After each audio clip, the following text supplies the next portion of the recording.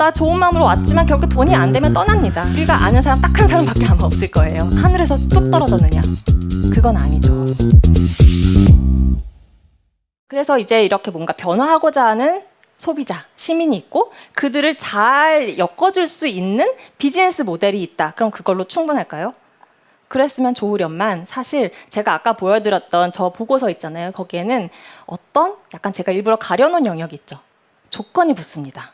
저렇게 우리의 라이프 스타일과 행동을 변화시키면 온실가스를 최대 70%까지 줄일 수 있는데 조건이 있어요.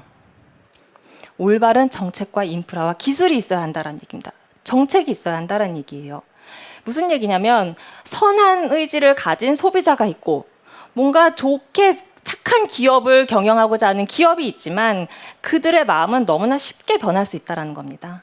나는 언제든지 나 이제 채식 못하겠다, 힘들다, 고기 먹자 할 수도 있어요.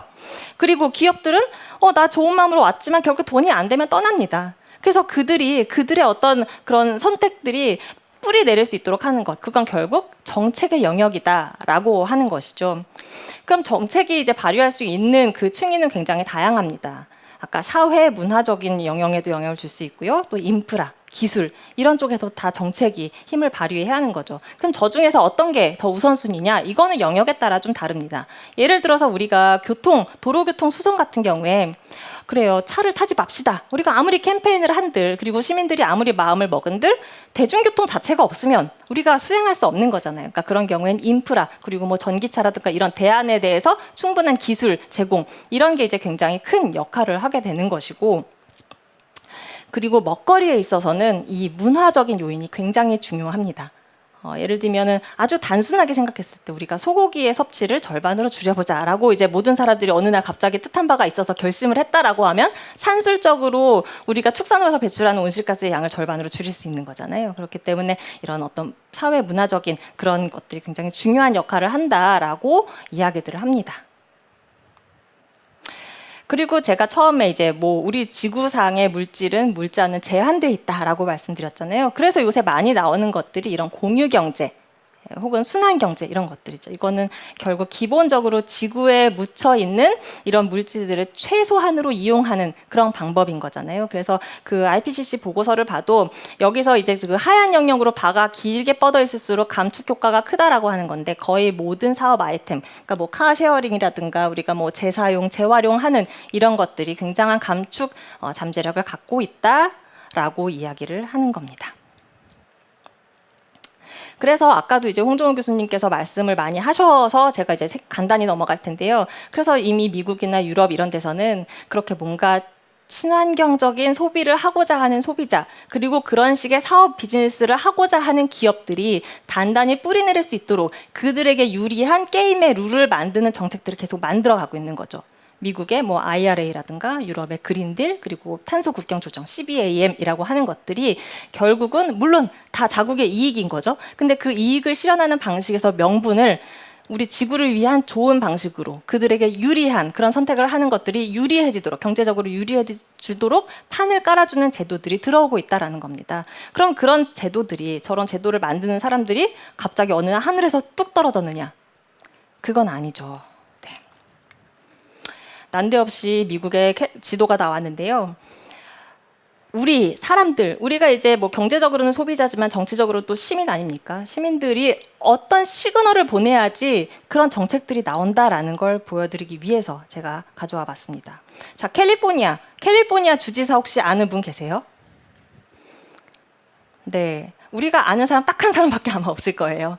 네, 이 슈워제네거 형님, 네, 저분이 공화당원이거든요. 그럼 우리가 통상적으로 공화당은 상대적으로 기후변화에 관심은 좀 덜하다라고 생각을 하는데 저분이 캘리포니아 주지사였을 때 처음으로 미국에서 구속력이 있는 기후변화 법을 만들었어요. 왜? 공화당원이 왜?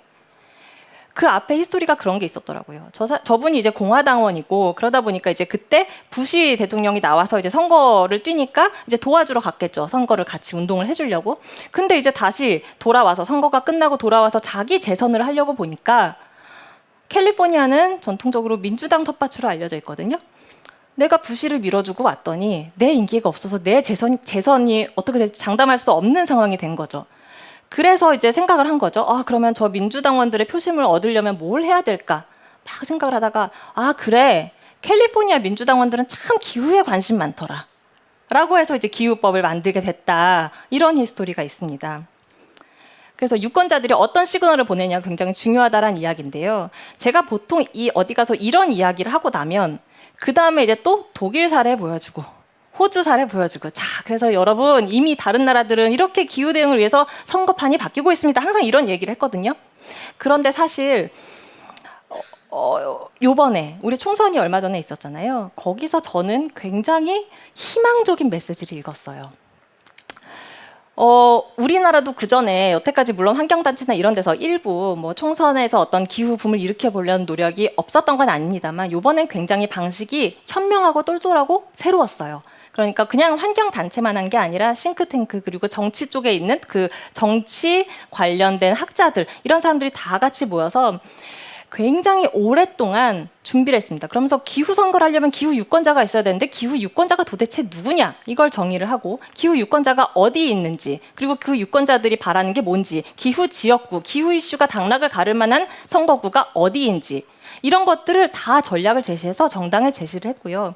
그래서 실제로 이번에 그 총선 공약들을 보면 각 당이 굉장히 역대 이렇게 상세한 공약이 있었나 싶게 물론 절대적인 기준으로 따지면 여전히 부족합니다만 앞전 선거와 비교했을 때 굉장히 질적으로 굉장히 진화된 이런 모습을 보여줬어요. 그리고 선거 결과도 예전에는 국회에 뭔가 우리가 기후나 에너지 이슈를 대변해줄 만한 사람이 사실 뭐 손에 꼽을 정도였는데 이번에는 얼추 계산을 해봐도 거의 한 20명 정도는 꼽을 수 있겠더라고요. 굉장히 많은 사람들이 원에 진출을 했고 그럼 이런 분들이 이제 앞으로 개인과 기업의 변화들이 정말 뿌리내릴 수 있도록 하는 그런 정책을 설계하는데 어떤 바탕을 까는 그런 인력들이 되겠죠.